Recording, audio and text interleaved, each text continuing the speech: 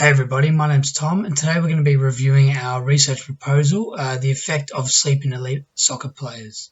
So today we're going to be looking at introduction, the overview of literature, the actual research problem and why we've actually started this project and experiment, our research methodology and data analysis we're going to use to identify our results, the actual results using figures, tables, and our discussion where we can look at some future recommendations and what has been identified through the results of our participants. So firstly, we're going to have a look at introduction to our research proposal and an overview of our literature. As we all know, optimal performance in the sporting industry is hindered by sleep deprivation. This not only affects cognitive functioning, but also physical movements, according to Hulson 2014.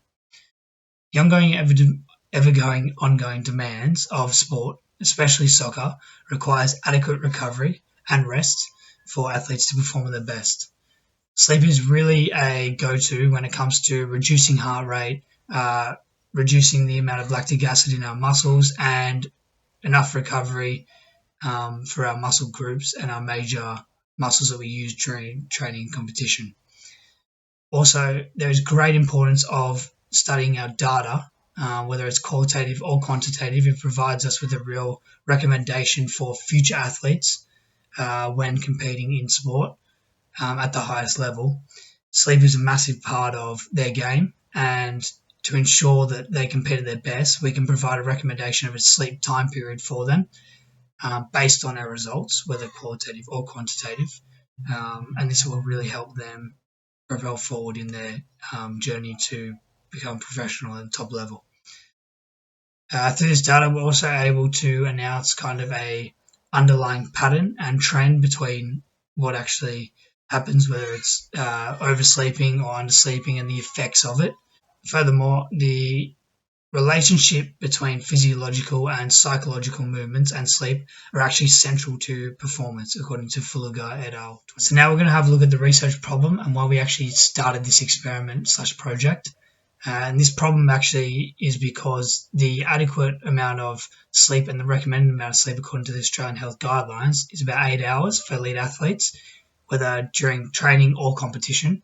We found, according to Listella et al. 2015, the average amount of sleep was only 6 hours, so well below the average amount of sleep. If we don't have this amount of sleep and this adequate recovery, we'll find heavily drops in concentration, also physical movements and cognitive functioning among athletes. This will also reduce their ability to perform at their best, whether it's competition or training. So the aim of this study was really to find a suitable time period for athletes to sleep during, to ensure that when they step onto the field for game day or training, they're at their optimal best and not sleep deprived at all. So now we're going to have a look at the research methodology and our data analysis. So the methodology was actually implemented as a systematic analysis to increase our validity and reliability throughout the test. Through the test, our sampling was very specific to elite soccer players. Although it was a randomized sample, we selected a particular amount of males and females for the test, providing us with a more range of subjects where we could decipher what the recommendations were for each age, gender group. The type of research we actually used was experimental data. The use of qualitative evidence, especially through the testing phases where we recorded their times and scores, helped us analyze an average for that. From that, we're able to identify specific trends and patterns. We were able to make a judgment, obviously, on what the outcome was and what our recommendations are for future athletes.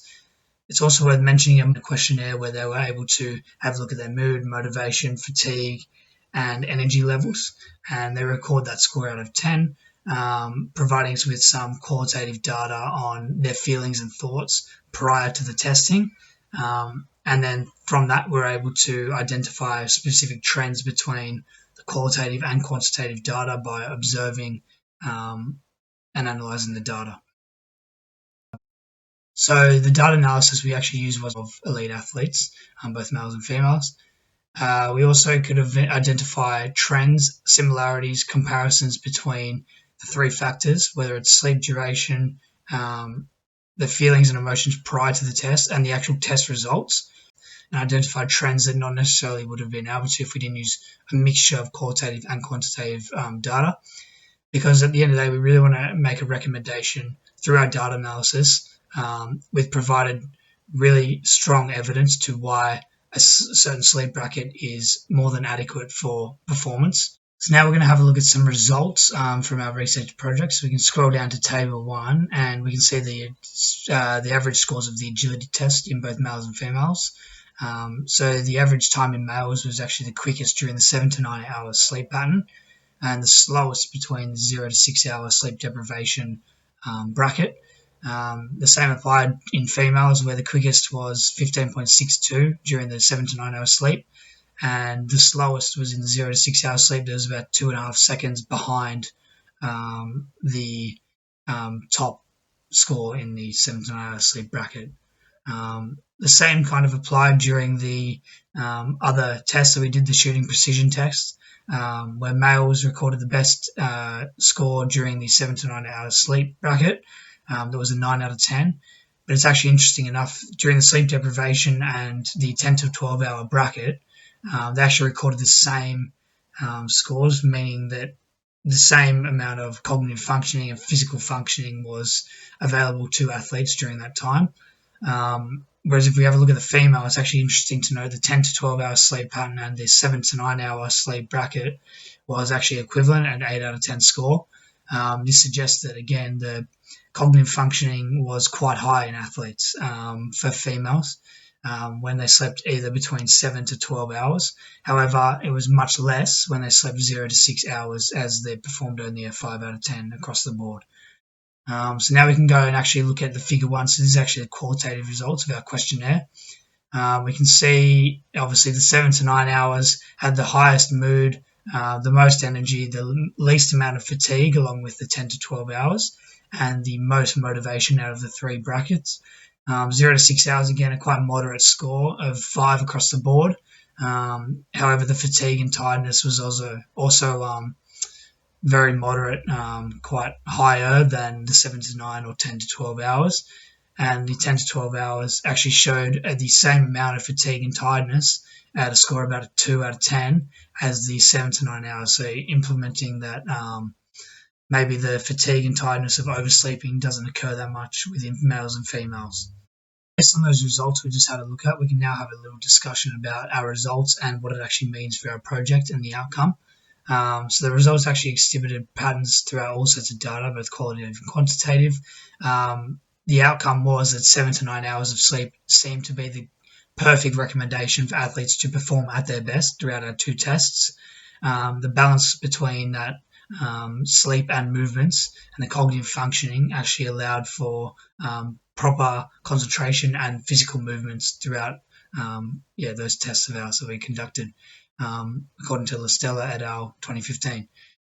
Quantitative evidence from the project actually revealed that effective sleep deprivation on performance showed much slower cognition, decision making, poorer technique when executing movements, and just worse overall scores and times, especially between that 0 to 6 hour sleep pattern.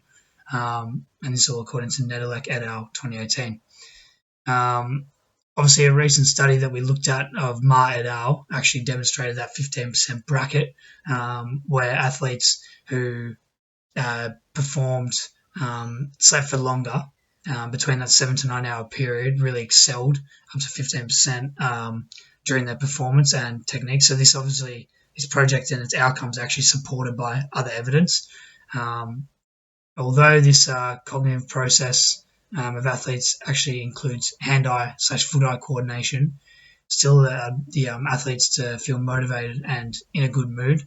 So especially during that 10 to 12 hour bracket, it just goes to show that way up between is sleep deprivation worse or oversleeping worse?